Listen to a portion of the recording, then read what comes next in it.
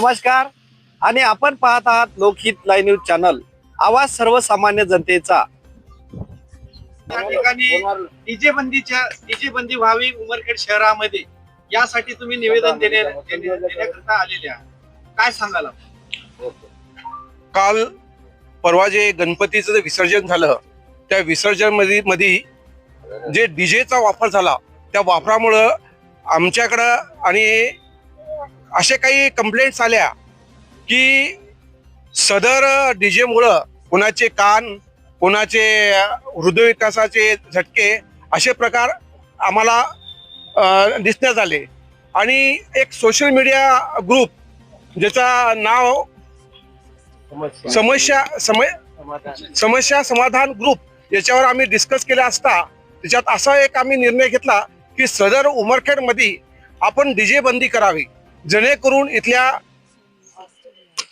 ज्येष्ठ व्यक्तींना आणि लहान मुलांना आणि प्रेग्नंट महिलांना याचा त्रास होणार नाही, त्याकरता आम्ही हे डीजे मुक्त उमरखेड करण्याचा आम्ही निर्धार घेतलेला आहे। आज इथे उमरखेड उपविभागीय अधिकारी यांच्या इथे समस्या निवारण समिती एक जे व्हॉट्सअपचा ग्रुप आहे, तिथले सर्व सदस्य इथे उपस्थित आहे।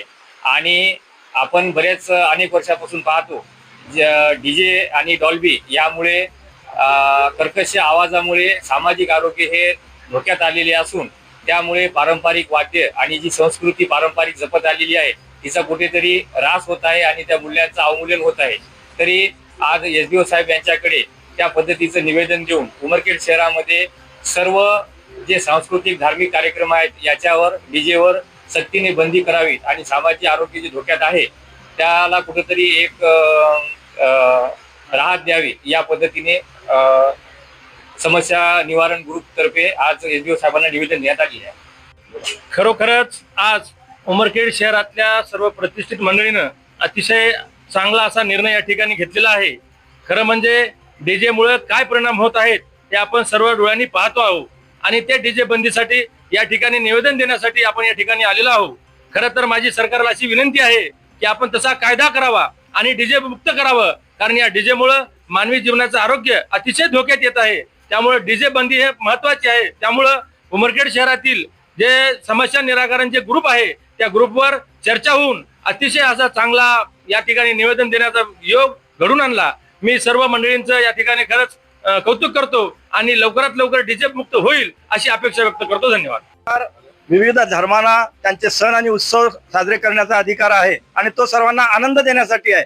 परंतु आज आपण प्रत्येक धर्मामध्ये बघतोय की सण आणि उत्सव साजरा करताना त्याचं जे काही विकृतीकरण होत आहे, आणि काल गणपती असो किंवा अन्य कुठल्याही गोष्टी असोत, त्या डीजेमुळे जो त्रास होतो तो अत्यंत भयंकर त्रास आहे आणि ज्येष्ठांना तर खूप त्रास होतो। काल माझा वैयक्तिक अनुभव तुम्हाला सांगतो, माझ्या घरामध्ये 90 वर्षाची आई आणि नुकतीच माझी मुलगी डिलिव्हरी झाली, तिचं 1 महिन्याचा अर्भक, त्यांना जो काही त्रास झाला ते पाहून मला अत्यंत वेदना झाल्या। आणि त्या दृष्टिकोनातून मी सर्वांना विनंती करतो, शासनाला विनंती करतो, तुम्ही आनंदासाठी सण करा, परंतु इतरांना त्याचा त्रास होईल असा कुठलाही त्याच्यामध्ये प्रकार घडू नये अशी कळकळीची विनंती आमच्या ज्येष्ठांतर्फे आहे।